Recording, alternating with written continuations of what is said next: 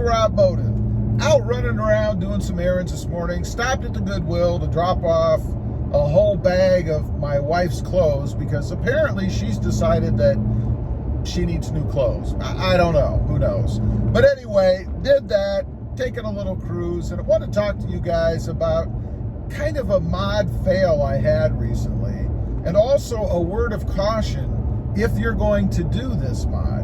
Now, what I'm talking about is the addition of the larger cubby in the back of the bed of the Tacoma.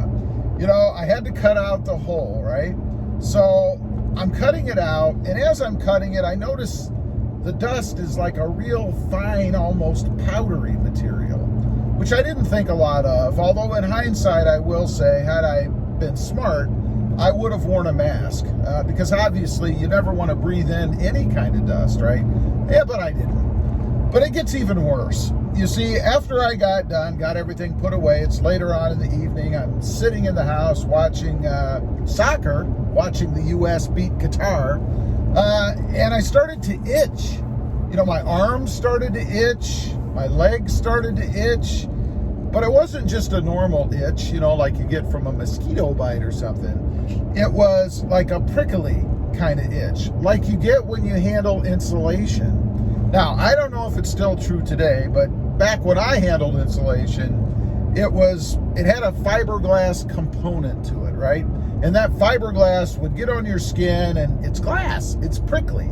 So it would, in essence, kind of stab you everywhere it was, anytime you touched it or came into contact with something that pushed down on that fiberglass on your skin. So I got to thinking, you know, I really don't know what the components of that composite bed are. I mean, I'm sure there's plastics in it. I'm sure there's a resin of some sort in it. You know, they're formed, so there must be a resin, and then probably a fiberglass component. So it would have been a smart idea to wear a mask, and I would highly recommend that if you're going to do this mod, that you wear a mask while you're cutting the composite bed. And also long pants and maybe even long sleeves, just to keep that stuff off of you. You know, as I sit here making this video, I just felt a little sensation on my back, the exposed area back here, where of course that dust could have gotten. And as I'm pushing back here and there on the seat as I talk, I can still feel that sensation. So I'm pretty sure there was a bit of a fiberglass component in there. Otherwise, the mod went really well. The fail is not really the mod itself. The fail is my use of the mod. And it was really pretty simple. And I think the key to doing that mod is making sure you have a good pattern and do your measurements correctly. Because you only get one shot. When you cut that hole in the side of the bed, you don't get another opportunity unless it's too small. Then obviously you can go wider. But if you put it in the wrong place or you make it too big, it's not going to be a good day for you, I gotta say. So I'm gonna head on home and I'm gonna show you the fail part of this video. Really has to do with what I had intended to use that cubby for. It didn't work out that way because what I'm trying to do with it just doesn't fit. But I'm gonna take you guys home and I'm gonna show you exactly what I'm talking about. Okay, let's get on to the fail part. First of all, there's nothing wrong with the install itself. Everything came out well. You can see it looks OEM. Perfect, very happy with that. But my plan was to store my little jack stand here, my thing to increase the height of my jack, inside the box there. So let's go ahead, we'll open it up. I'll show you how it fits in there. And this is very easy to get off. Just a little thumb nut, whatever you want to call this thing. Pulls right off, hopefully. There you go. And then my idea was to just stick it inside like so. And you see it fits in there quite nicely without the door on. Now, I could still store it in there, I guess, some way to maybe somehow secure it. The screw does hit the top here. I'd be afraid that that might wear through. I might have to put something on the top of the screw. But I could store it in there anyway. I just can't put the door on. It doesn't fit with that inside.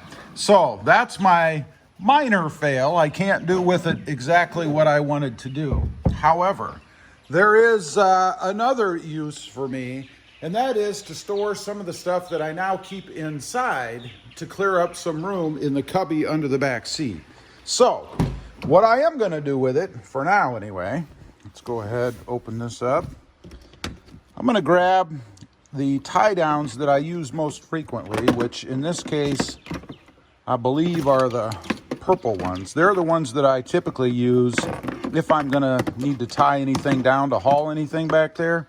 So we're going to take the purple ones. As a matter of fact, you know, I think I'll throw a green one in there too, because that does come in handy. But we're going to take these, and then I'm going to go ahead and store those back here for now. Now, I know some people are worried about people stealing things and whatever, and there is a lock mod that you can do for this. I did it on my red truck. Not sure if I'll do it on this one or not, because I don't leave this truck parked anywhere, so I'm not sure it'll really matter for this application. But I'm going to go ahead, wind these up, throw them in there, and that'll give me some room in the front, and they can be stored right over there.